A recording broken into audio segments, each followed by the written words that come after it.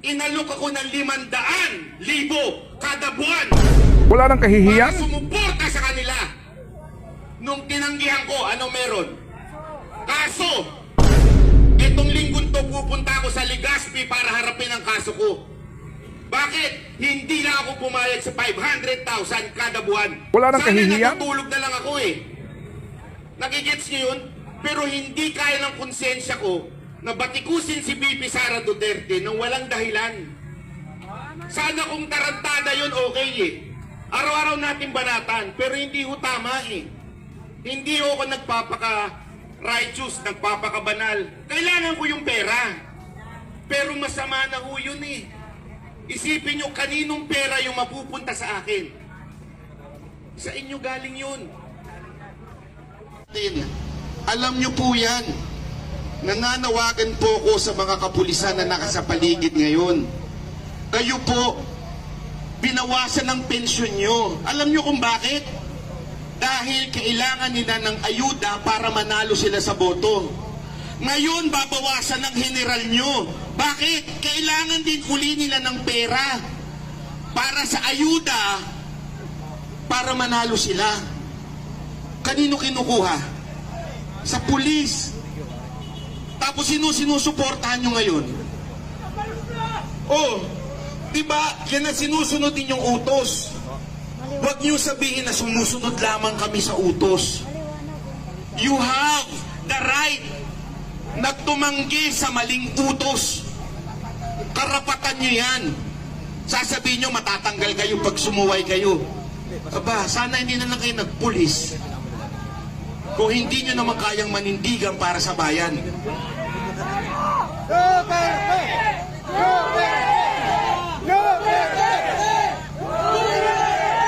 Mga kababayan, isang paalala lamang po sa atin lahat. Sana po ay magawin natin itong mapayapa. Kasi yun po ang kahilingan ng ating Pangulong Duterte. Mapayapa at legal na paraan. Ulitin ko, Tore, ha? Legal na paraan. Tangina, magdedemanda ka na naman sa akin dyan, eh.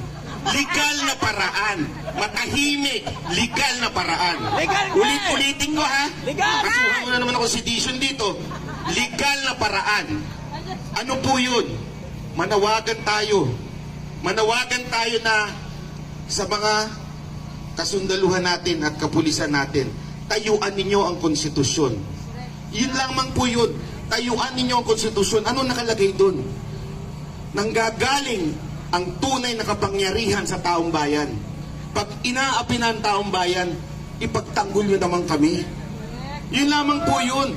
Mga kapulisan, mga sundalo, pag inaapi na po kami, karapatan ninyo ay pagtanggol ang bawat Pilipino. Kailan ba? Pag ubos na pera natin, bayan na to? Ubos na eh. Wala na nga panggawa eh. Kaya nga pinalitan na yung build ng build better more. Bakit? Eh, kailangan lang nilang palitan eh. Wala naman silang proyekto. Diba? Pangalan lang yung pinalitan nila. Lahat wala na. Ngayon, naghahanap. Tingnan mo, bakit nagkaloko-loko ang disaster natin? Kasi wala ng pera. Asa na yun? Nandun sa bagong tawag sa panunuhol. Ano yun? AYEX at saka yung akap na yan, di ba? Yan yung bago eh. So sinusuhulan tayong mga Pilipino para iboto uli sila at muli silang magnakaw. So mga kababayan, ulitin ko po sa mga OFW, alam ko mahirap umuwi dito. Pero kung kaya ninyo, gawin ninyo para sa bayan nyo.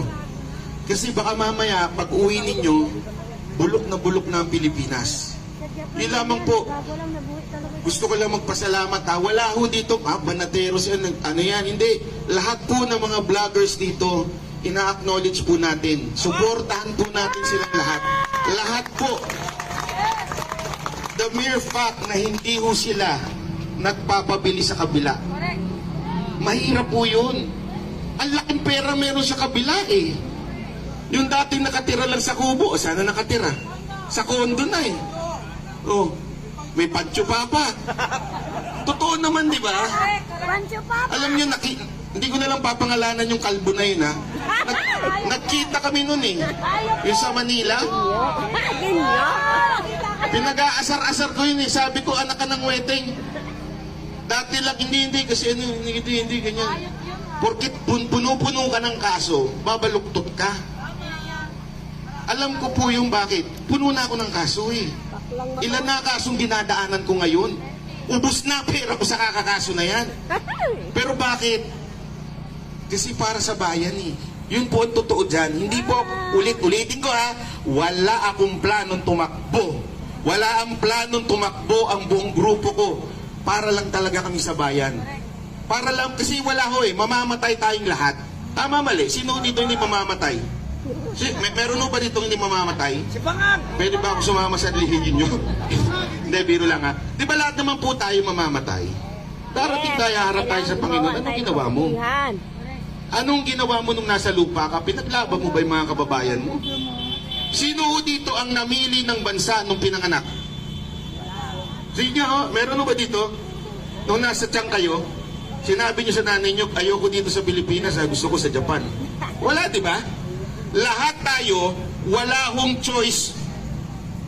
Pinanganak tayo sa Pilipinas. May dahilan yan. Upang mahalin mo ang bayan mo.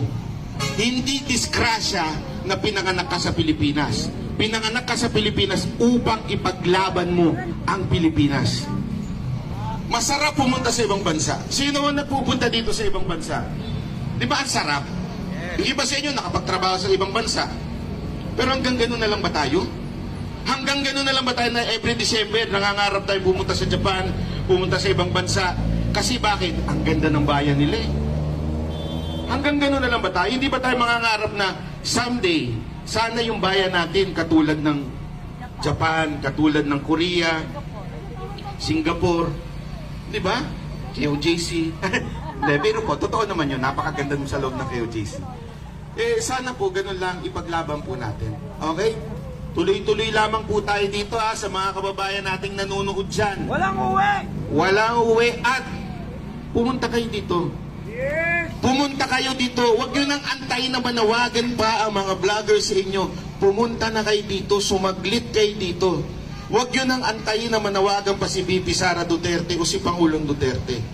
Dahil ang balita ko ay pupunta rin yun. Bali-balita lang naman. Hindi ko pa naman sinasabing totoo yun.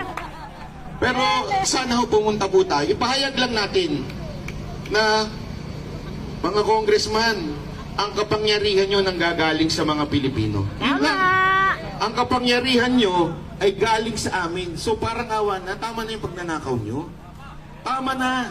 Parang awa nyo, tama na. Ubus na ang pera ng Pilipinas. Kailan pa kayo tatayo? Pag kumakain na kayo ng bubog?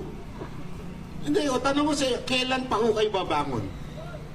Yun, ang tanong dyan kailan pa kayo babangon? Pag wala na, walang-wala na tayo? Sobrang hirap na natin? Ngayon yan, sobrang hirap na natin. Alam mo yung ganda nung sinabi ni VP Sara Duterte.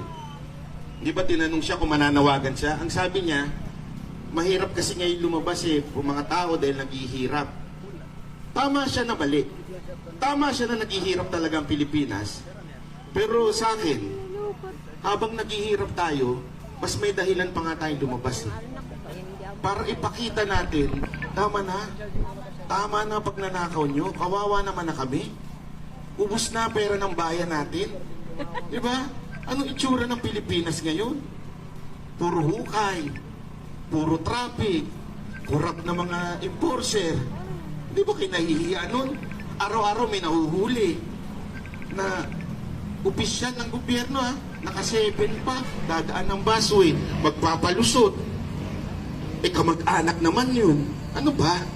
Hanggang ganun na lang ba talaga tayo? Masaya na po ba tayo sa ganun?